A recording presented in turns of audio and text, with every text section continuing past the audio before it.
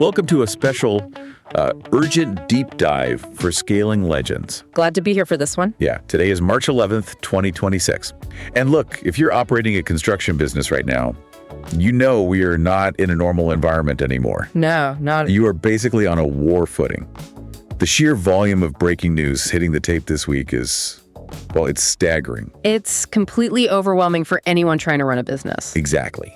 And our mission today is to cut through that deafening noise. Yes. We are going to extract exactly what you, the construction business owner, need to know to survive this immediate turbulence. And actually position your firm to scale despite all the chaos. Right. Okay, let's unpack this right from the top, because the geopolitical shockwaves are hitting your supply chain as we speak. They really are. According to Smart Business Automator's market intelligence report, we are now over 10 days into the U.S. and Israel conflict with Iran. Yeah. And the situation escalated so rapidly after the strikes, the ones resulting in the death of Supreme Leader Khamenei. What's fascinating here is the sheer scale of the domino effect that a single geographic choke point triggers. Right, because the immediate logistical nightmare is that the Strait of Hormuz is now completely closed. Exactly. And when the Strait of Hormuz closes, you instantly knock 20% of global liquefied natural gas, or LNG, offline. 20%, just gone. Just gone. That is a massive percentage of the world's energy supply suddenly vanishing from the board. And I mean, energy is the master commodity, right? It is. For the global economy, every single thing we manufacture, transport, and build requires energy.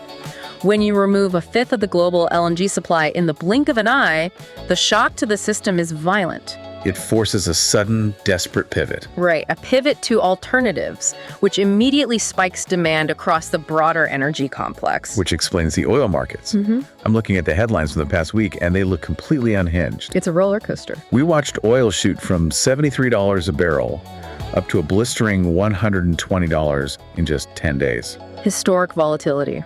And then we saw it violently crash back down to $87 a barrel after Trump announced that the war would end very soon. Right. But how does a week of crazy oil prices actually break a construction firm's budget? Most of these guys aren't out there day trading crude. No, they aren't day trading it, but they are burning it by the thousands of gallons. Think about a heavy civil contractor paving a stretch of highway. The fuel burn on those excavators, graders, and dump trucks is immense. And asphalt itself is a petroleum product. Exactly. When oil is swinging by $40 a barrel in a matter of days, your estimated profit margins can literally evaporate before your crew even takes their lunch break. That's terrifying. You simply cannot budget a major commercial build when your base energy input costs are swinging by 40% in a week. So what's the broader fallout here? Well, we have to look at the macroeconomic analysis. Wells Fargo's analysts have laid out a stark reality. If oil bounces back and settles around the $130 mark, Which is entirely possible. a mil-year economic recession is all but guaranteed. Wow. Alongside this, we have gold sitting at an astronomical $5,210 an ounce. Which signals massive institutional anxiety. Yes. Investors are running for the safest physical assets they can possibly find. Which brings us to the physical assets you, our listeners, actually care about. Yeah. Building materials. Right. I'm looking at these steel prices for summer projects, and it looks like we crossed a major psychological threshold. How bad is the whiplash here? It's severe. Hot-rolled coil steel just broke $1,000 per ton FOB Midwest. $1,000. Yeah, this is the first time we've seen it cross that threshold since February of 2025. Just to put that in perspective, that is up $220 a ton from its low in September. Let's clarify that for a second. For anyone not familiar with the acronym, FOB stands for Free On Board Right. Exactly. It means the second that steel is loaded onto a truck or train at a Midwest mill, the buyer assumes ownership and liability. Meaning you're also paying the freight to get it to your job site. Yes. And with diesel prices whipsawing like we just talked about, that freight cost is another total wild card. It is. But the price tag is only half the battle. Right. What about actually getting the steel onto the dirt? That is the real bottleneck. Fabrication lead times are now dragging out to 12 to 16 weeks. 16 weeks. The mills and the fabricators are getting absolutely slammed by demand and supply chain disruptions. In a war-footing environment, procurement isn't just an administrative task anymore. What is it? It is your primary defense mechanism against margin erosion. That makes total sense because if you're planning to break ground on a structural steel project this summer and you wait until April to place your order, You're going to be paying a massive premium for materials that won't even arrive until the snow flies. Okay, let's unpack this further. So what does this all mean for the broader economy and the workforce? Let's pivot to the macroeconomic squeeze happening right now. It's a tight squeeze. Looking at Smart Business Automator's market intelligence report, the February jobs data was an absolute shock to the system. It really caught people off guard. The market was expecting the U.S. to gain 59,000 jobs. Instead, the economy lost 92,000 It was a jobs. huge miss. And construction alone bled 11,000 jobs. This raises an important question about where we are actually heading in the short term. This isn't just a blip. This is the third payroll decline in 5 months. Right. The national unemployment rate has ticked up to 4.4%. And perhaps the most telling leading indicator for you as an employer is that job openings have plunged by a staggering 38%. 38% fewer openings. Yeah. The broader markets are pricing in this reality very quickly. The Kalshi betting odds for an imminent recession have jumped above 34%. And all of this converges on a singular critical data release happening today, the Consumer Price Index, or CPI, report. Exactly. But wait, if we just lost 92,000 jobs, wouldn't the Federal Reserve be forced to cut rates at their upcoming March 17th meeting, regardless of what today's CPI drop says? Why is inflation still the main event? If we connect this to the bigger picture, inflation data is like the foundation of a skyscraper. Okay, I like that analogy. If the CPI report comes in hot, meaning the inflationary soil is bad, the Federal Reserve simply cannot build those rate cuts on top of it. I just can't risk it. Right. They will be forced to keep rates stuck at that 3.50 to 3.75% range, despite the massive job losses. And for our listeners, that means construction financing stays in the mud. It remains punishingly expensive. Developers will continue to shelve their private commercial projects because the math just doesn't pencil out at those interest rates. And the private sector isn't the only pipeline taking a massive hit this week. The public sector is undergoing an unprecedented structural shift. A complete restructuring. The Department of Government Efficiency, DOGE, just swung a massive axe, terminating $41.5 billion in federal contracts. The collateral damage for government contractors here is swift and severe. I mean, just looking at the breakdown, the Department of Defense is taking an $18.3 billion cut. And furthermore, the General Services Administration, the GSA, just terminated 750 leases. 750. That wipes out 10 million square feet of pipeline. 10 million square feet of renovations and build-outs just gone. Imagine being a contractor who spent the last 6 months aggressively bidding on a federal courthouse renovation, only to have the funding vanish overnight. It's brutal. It represents a fundamental restructuring of federal spending. It is strictly a market force that contractors must now navigate around. Right. So if your firm's strategy relied heavily on government contracts or federal facility renovations, your backlog just took a direct hit. It did. So the federal pipeline is shrinking, and at the exact same time, we're getting squeezed at the borders. Yes, the tariff situation. Treasury Secretary Besant announced a new 15% global tariff on March 4th that kicks in this week. We have to contextualize how this stacks on top of the existing burdens your procurement teams are already fighting. Because it's not just a flat 15% in a vacuum. Exactly. This new 15% is a compounding cost. It sits directly on top of the existing 50% tariffs on steel, aluminum, and copper. And it sits on top of the 35.2% duties on Canadian lumber.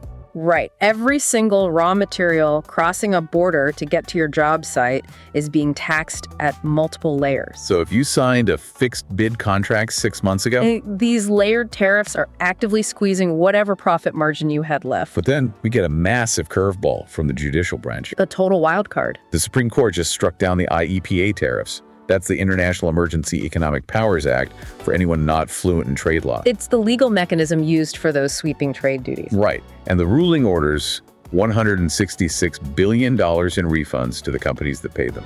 Which sounds like incredible news. It sounds like an incredible windfall. The Customs and Border Protection, the CBP, says their internal systems won't be ready to process any of these refunds for 45 days. Because, of course, the CDP's computer system needs a month and a half to find the send button, while contractors are paying 8% interest on their lines of credit. And that 45-day delay creates a brutal cash flow limbo for the entire industry. Explain the mechanics of that for the listener. Think about it like this. You are owed a substantial refund on materials you've already paid massive tariffs on. That money is legally yours, sitting behind a bureaucratic dam. Yeah. Yet today, you still have to go out and buy hot-rolled coil steel at $1,000 a ton to keep your current projects moving. So you're bleeding cash twice. Exactly. You are fronting exorbitant capital costs in a high-interest rate environment, waiting for a government refund check that is weeks away from even being processed. Cash flow is the oxygen of a construction business. And right now, the industry is being asked to hold its breath. Man, here's where it gets really interesting, though. Let's take a breath ourselves and pivot to the silver linings. Yes, let's look at the opportunities. Because in every chaotic market, massive opportunities open up for the firms agile enough to chase them. Absolutely. Smart Business Automator's Market Intelligence Report also notes an incredible explosion happening in tech infrastructure. Oracle stock just jumped 10% on the back of a staggering $130 billion in remaining performance obligations. Driven almost entirely by AI data center demand. $130 billion, that's insane. This is the critical pivot point for the listener. While the federal pipeline under DOGE is drying up, the private tech infrastructure pipeline is an absolute goldmine. Yeah. The big five tech companies are increasing their infrastructure capital expenditures by an unbelievable 70% in 2026. And we need to be clear about what an AI data center actually requires. It is not just servers and software. Right. These facilities require massive structural concrete pours to hold the weight of the server racks. They need highly specialized HVAC systems for industrial cooling, heavy-duty electrical conduits, incredibly complex site work. This isn't just a software boom. No, this is a heavy physical construction boom. The capital is aggressively flowing into the dirt to support artificial intelligence. Which brings us to the BlackRock Infrastructure Summit happening right now in Washington, D.C., appropriately titled Building America's Future Together. Yes. With all this private capital flooding in, you'd think the main topic of conversation would be funding and financing. But it's not. What are they talking about? The core message coming out of that summit is that funding is no longer the issue. The ultimate bottleneck for this AI infrastructure boom is the workforce. The people actually pouring the concrete. Exactly. They are projecting that hundreds of thousands of new trades jobs are needed over the next decade just to physically build the infrastructure the tech sector is demanding. So we have this bizarre contradiction. The broader economy just lost 92,000 jobs, yet the specialized construction sector is staring down a generational labor shortage. It's a huge paradox. And while you are scrambling to hire enough skilled tradesmen to meet this demand, you have a massive compliance hurdle hitting immediately. The E-Verify mandate. Yes, E-Verify expansion goes into effect on March 19th. That is just 8 days away. 8 days. This applies to all public works and non-residential contractors in roughly half the states. If you are prepared for the administrative load of verifying every single worker on your sites under these new expanded rules, you are going to face immediate site shutdowns. Exactly. When you look at the totality of this week, energy whipsaw, the supply chain bottlenecks, the shifting federal and private pipelines, and now an immediate compliance expansion, the administrative burden on a construction firm is at an absolute breaking point. Right. I mean, think about the cognitive load here. Trying to manage change orders when steel jumps $200 a ton. Yeah. Tracking schedule risks when fabrication times drag out to 16 weeks.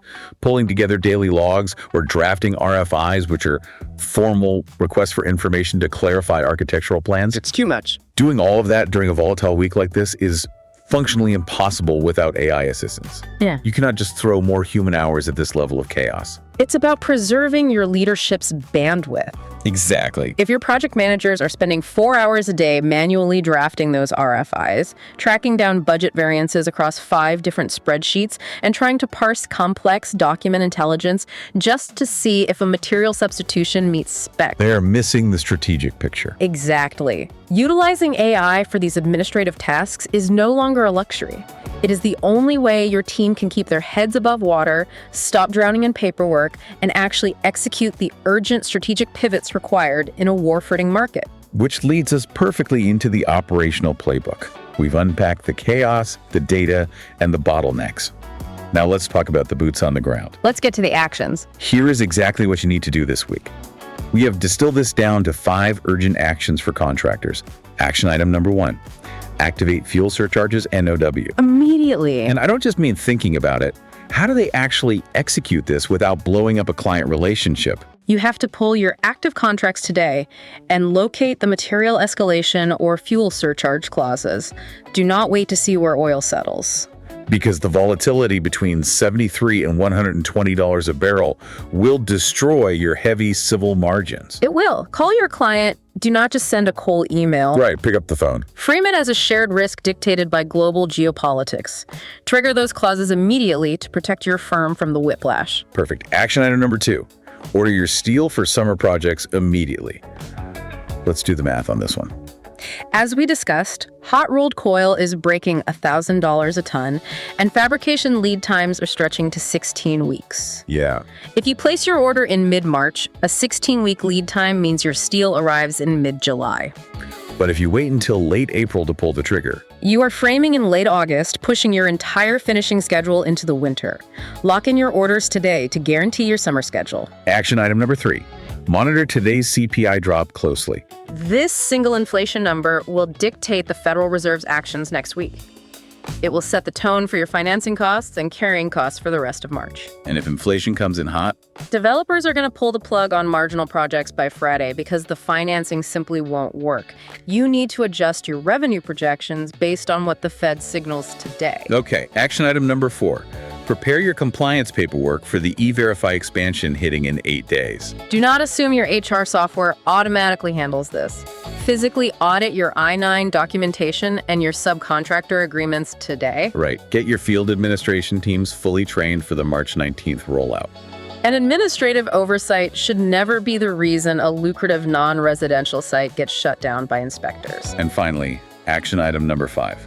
Pivot your bidding pipeline. With DOGE axing $41.5 billion in federal contracts, government work is no longer the safe harbor it used to be. Stop chasing the GSA. Stop. You need to aggressively pivot your business development teams toward the private sector.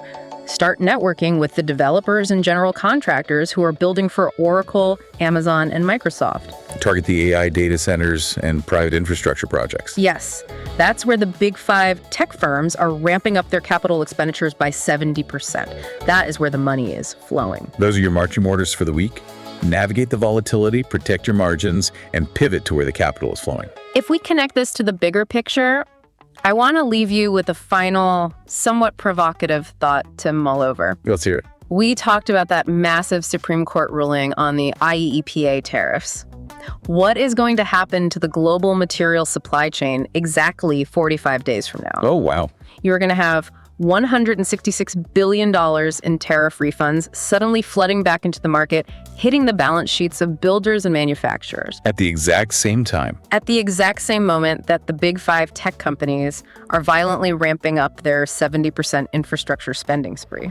So all that capital hitting the same limited materials. Could we actually see a bizarre, hyper-localized micro-boom in construction materials fighting directly against the gravity of a broader macro recession? That is fascinating. It's a collision of market forces we've never seen before, and it is going to be absolutely vital to track. That is an incredible point to end on, and something every estimator and procurement officer needs to be modeling right now. A micro boom fighting a macro recession. Thank you for joining us on this critical deep dive. Thanks for listening. If you found this intelligence valuable, please subscribe to Scaling Legends on your preferred platform. Leave a rate and review to help other contractors in the industry discover the show and stay informed. Share this with your colleagues, your project managers, or anyone on your team who needs to hear this intel today. And finally, visit smartbusinessautomator.com to learn how their AI platform can help your construction company scale, organize your documents, track budget variances in real time, and navigate this market chaos without drowning in administrative work. Stay safe out there, protect your margins, and we will see you on the next one.